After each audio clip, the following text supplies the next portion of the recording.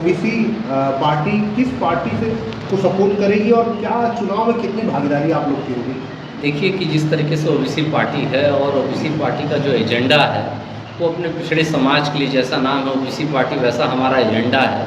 और लगातार आप देख रहे हैं, इससे पहले हम लोग ओबीसी आर्मी के रूप में 7 साल से काम कर रहे थे। तो ज़मीन से लेकर के आप न्यायपालिका तक हम लोगों ने लड़ने का काम किया और लगातार हर सरकारों से हम लोगों ने जाति जनगणना कराने की बात किया, आबादी के अनुसार भागीदारी देने की बात किया और जो ओबीसी समाज है उसके प्रतिनिधित्व की बात किया।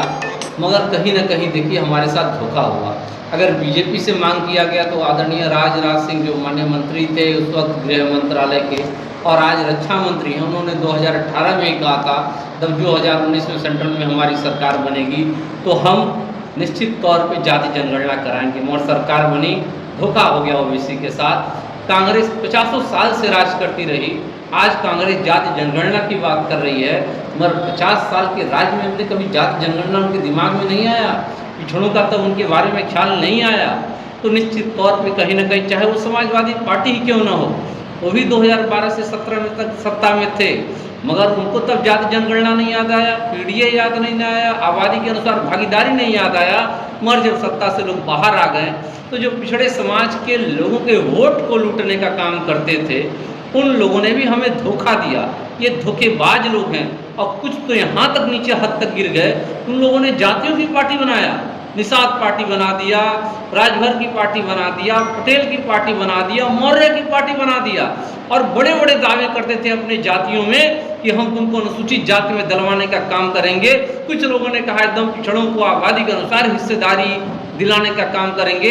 मगर वो लोग आज विडम्बना है, देखिए जा करके उन्हीं पार्टियों में जाकर सत्ता के लिए और केवल एक परिवार लाभ पा रहा है, पूरी जाति उनकी सफ़र कर रही है।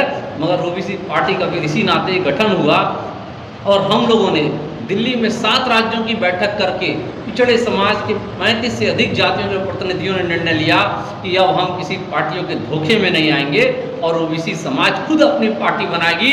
तो ओबीसी समाज ने अपनी ओबीसी पार्टी बनाया, जिसका 15 अप्रैल 2024 को माननीय इलेक्शन कमीशन ने रजिस्ट्रेशन सर्टिफिकेट जारी कर दिया। और जहाँ तक रही इस चुनाव में भूमिका, तो हम धोखेबाज, सब तो धोखेबाज हैं, मगर ये जनता का चुनाव है, महत्वपूर्ण चुनाव है। हम लोग तो नोटा दबाएंगे, मगर लोकतंत्र है, लोगों को अपनी विचारधारा के अनुसार अपनी मंशा के द्वारा अपना मत वोट की शक्ति जो प्राप्त है उसको देने का अधिकार है। हम लोगों से ही गुजारिश करते हैं जो उनके लिए कम घातक है ओबीसी समाज के लिए, उसी को वो वोट करे।